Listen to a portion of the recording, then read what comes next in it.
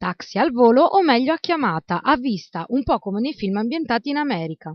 È la nuova idea uscita dal cilindro dei tassisti della cooperativa Radio Taxi di Mestre. Turisti e non che dal centro di Mestre debbono raggiungere la stazione ferroviaria di Via Piave se la caveranno con 5 euro per una corsa indipendentemente dal numero di persone che compongono il gruppo, mentre il taxi al volo costerà 10 euro per raggiungere Piazzale Roma da Via Righi.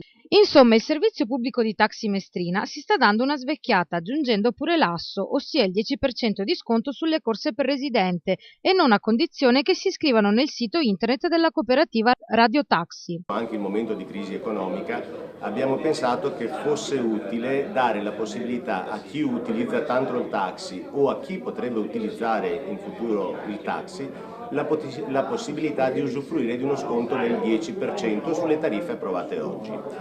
Per usufruire di questo sconto basterà andare nel sito della cooperativa Radio Taxi www.radiotaxivenezia.it e fare la registrazione e pagare una piccola quota di ingresso che ci serve per coprire i costi che abbiamo a gestire questa tessera.